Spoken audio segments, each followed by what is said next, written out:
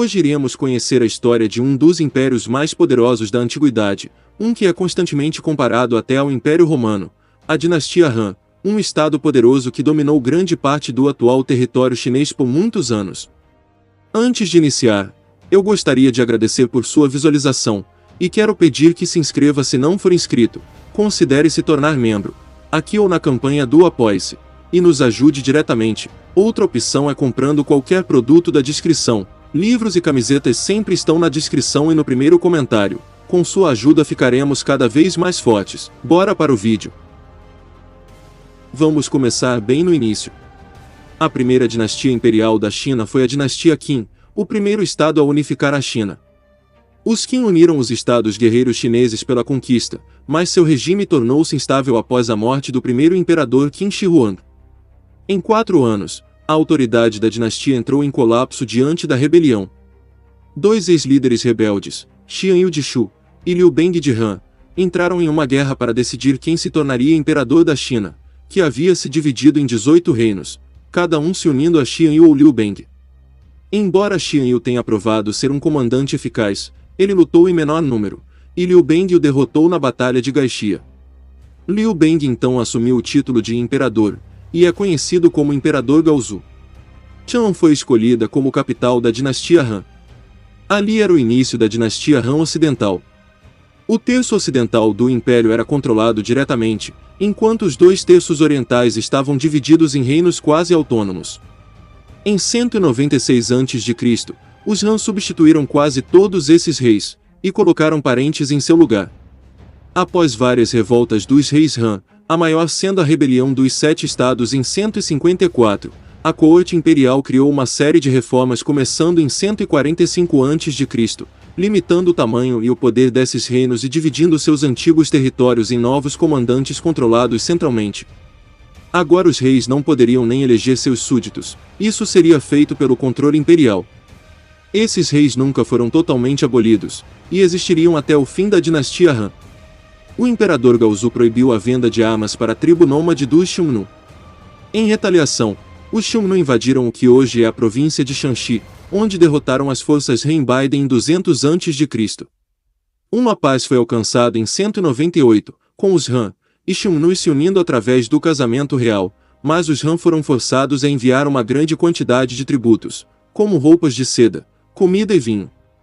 Apesar do tributo, e de uma negociação para reabrir o comércio entre eles, muitos dos subordinados Xiongnu de Shanyi optaram por não obedecer ao tratado e invadiram territórios Han ao sul da Grande Muralha. Em uma conferência reunida pelo imperador Wu em 135, o consenso da maioria dos ministros foi manter o acordo. O imperador Wu aceitou, apesar dos contínuos ataques Xiongnu. Mas a situação só piorava, e em 133 a.C., o imperador Wu lançou uma série de grandes invasões no território Xiongnu. O ataque culminou em 119 na Batalha de Mobei, onde os comandantes Han Wukubin e Wei Qing forçaram a realeza Xiongnu fugir para o norte do deserto de Gobi.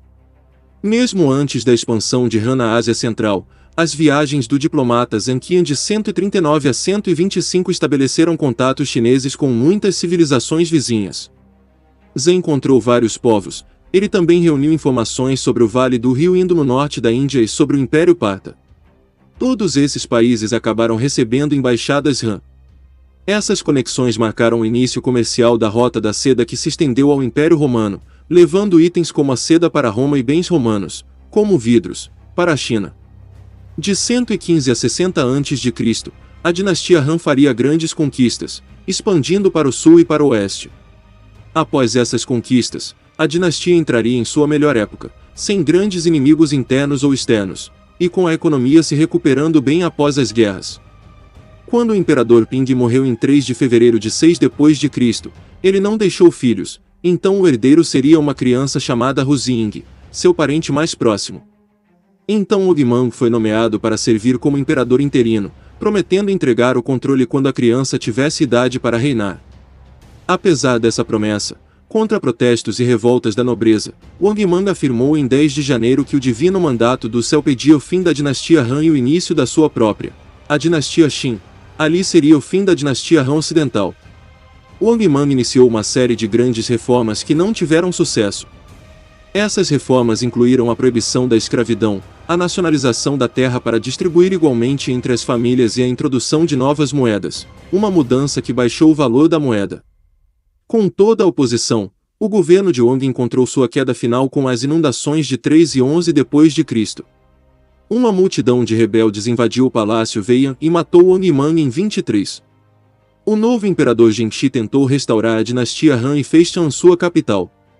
No entanto, ele foi dominado pelos rebeldes Sobrancelhas Vermelhas, que o depuseram, assassinaram e o substituíram pelo imperador fantoche Liu Pengzi. O primo distante de Zhengxi, Liu Xiu, que ficaria conhecido como Imperador Guangwu, depois de se destacar na Batalha de Cunhi em 23, foi nomeado para suceder Zhengxi como imperador. Sob o governo de Guangwu, a dinastia Han foi restaurada. Guangwu fez de Luoyang sua capital em 25, e em 27 seus oficiais Deng Yu e Feng Yi forçaram os Sobrancelhas Vermelhas a se renderem, e executaram seus líderes por traição. De 26 a 36, o imperador Guangwu teve que travar guerras contra outros que reivindicavam o título de imperador. Quando esses senhores da guerra foram derrotados, a China se reunificou novamente sob os Han. A era de seu reinado até a queda da dinastia é conhecido como Han Oriental ou Han Posterior.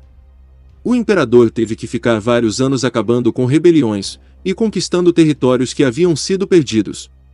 A partir de 50 d.C., os Xiongnu voltariam a ser uma grande ameaça. Na Batalha de Iqbai em 89, Dou Xian derrotou o Norte Xiongnu.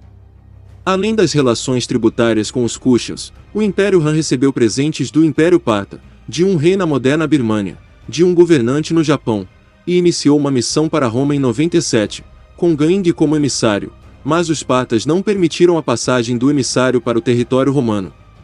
A seda era o grande produto chinês, que era vendida por todo o mundo conhecido, talvez por isso, uma embaixada romana, que na minha opinião era na verdade um grupo de mercadores, chegou à corte do imperador Yuan de Han em 166.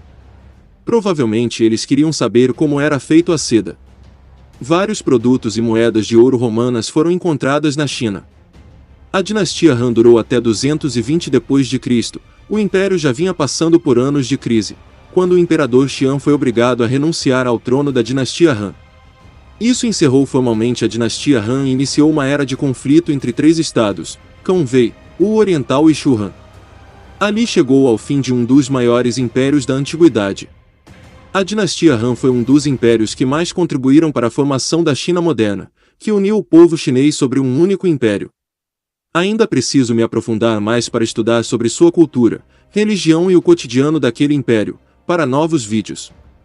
A dinastia Han é comparada com os romanos por muitas pessoas, que debatem qual foi maior e mais poderoso, e na sua opinião qual deles foi mais poderoso. Depois pretendo fazer mais alguns vídeos sobre essa dinastia, como por exemplo sua economia e táticas militares. Muito obrigado a todos vocês que assistiram até aqui, espero que tenham gostado. Não se esqueça de se inscrever se não for inscrito, e de nos seguir no Instagram, link na descrição. Fiquem com Deus, e até o próximo vídeo.